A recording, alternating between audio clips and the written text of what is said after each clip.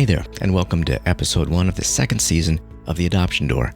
I'm your host, Andres, and if you're new to this podcast, here I discuss information and share stories that people send to me, all in hopes that it will help someone out there. I want to apologize for the delay in getting this episode out, but I do appreciate your patience and sticking with me. On this episode, I will be sharing 2 stories from adoptees. However, I must warn you, in this episode, there will be mention of physical abuse, drug use, suicide, and someone passing away. If you feel these topics are too much for you, stop listening to this episode now. It's perfectly okay. And for those of you who are still here, let's get into it. Because human nature dictates that no 2 people are alike, it only makes sense that no 2 adoption stories are alike. Take, for example, the following story. This one begins in Vietnam in 1976. Now, this was an interesting time in this part of the world. In case you aren't aware, this was roughly about a year after the Vietnam War, which began in 1955 and ended in 1975. Without going too far into details of the war, I will say this. It was a very dangerous and deadly time there.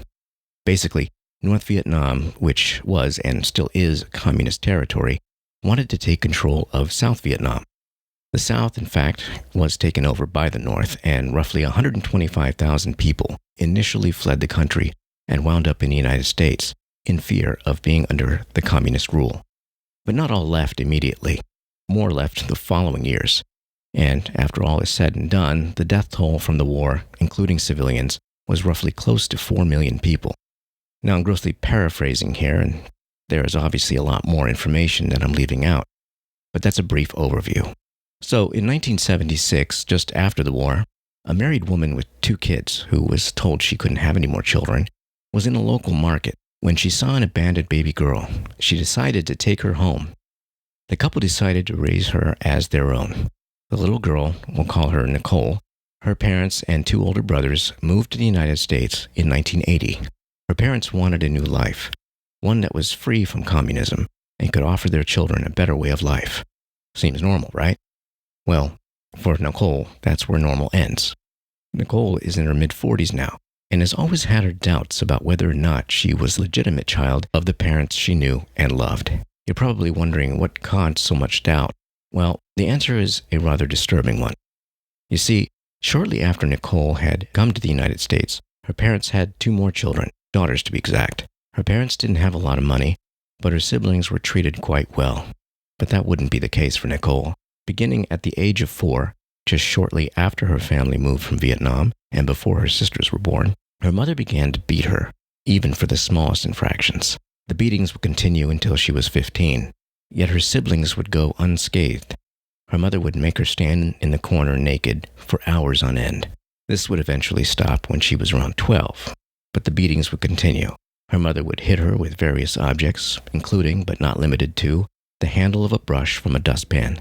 The verbal abuse was another constant in her life, also beginning at the age of 4. She was told that she wouldn't amount to anything. The only solace she had in her little world was knowing that she could look forward to eventually crying herself to sleep at night. At the age of 5, she decided she had had enough and couldn't take any more. Knowing that her siblings weren't being treated the same way only reinforced her perception that life didn't have to be this way. So she pointed a knife at her chest and contemplated suicide. She states that in this deepest moment of despair, she heard a voice, which she perceived to be the voice of God, telling her not to do it, and that she had much more yet to do in life, and would achieve great things. When she chose to live, she knew that things wouldn't change, not for a long time. And while her father intervened, he wasn't home all the time, and couldn't always protect her. At the age of 15, her father left, and her brothers got into trouble with the law, quite often. So often, in fact, her mother became so preoccupied with her brother's issues, she didn't have time to beat or verbally abuse her anymore. Her brother's indiscretions weren't the only thing occupying her mother's mind. She had to work 3 jobs to make ends meet. So in a strange twist of fate, the abuse came to almost all but a mutable end. Filled with doubt, Nicole took the note of the fact that she doesn't look like anyone in her family, and given the exclusionary treatment she received, she finally decided to ask her older brother about how she became a part of the family. He told her what she had suspected all along, that she truly was found in a market in Vietnam on that fateful day in 1976. She has made many attempts to ask her mother, since her father's nowhere to be found, whether or not this story is true, but her mother refuses to answer and only becomes upset at the very notion of any doubt in calling Nicole ungrateful. After all this torture and torment, this story has a happy ending.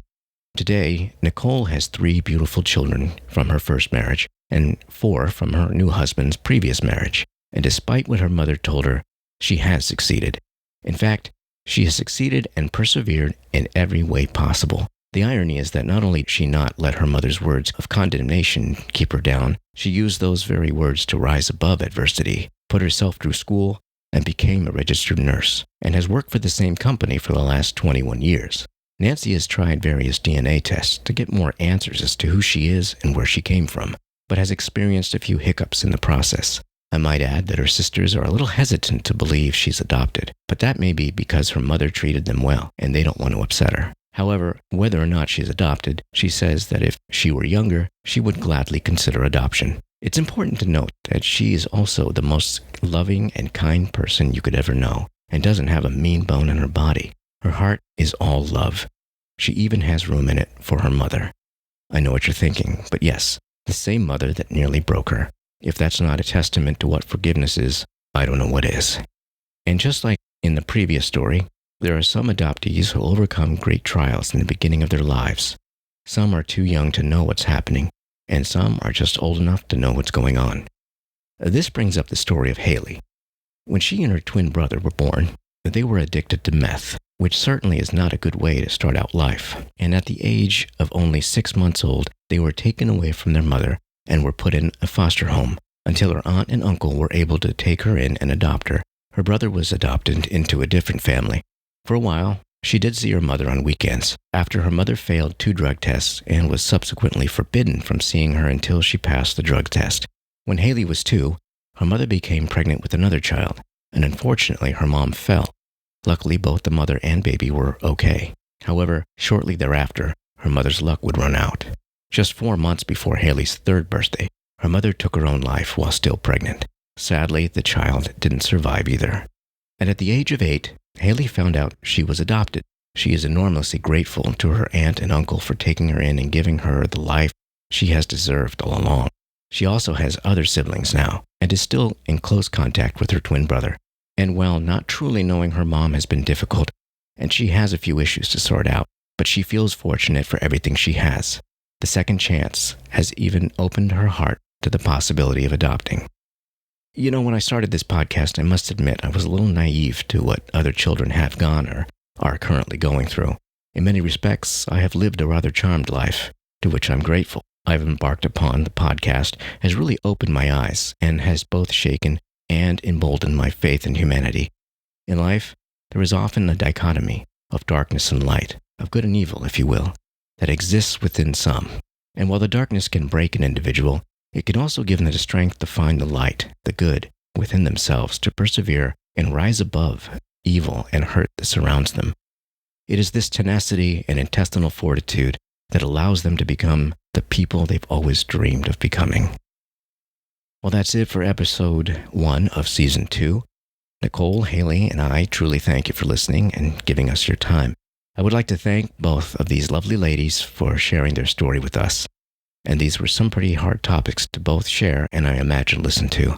I would also like to mention that if you feel like you're in a dark place and feel like there's no way out, I assure you that there is help.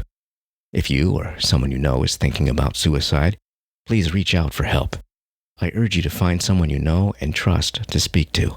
If you'd rather speak with someone else, you can call or text the number 988 24 hours a day, 7 days a week. If you'd like to go to their website, it's 988lifeline.org. And once again, I'm your host, Andres.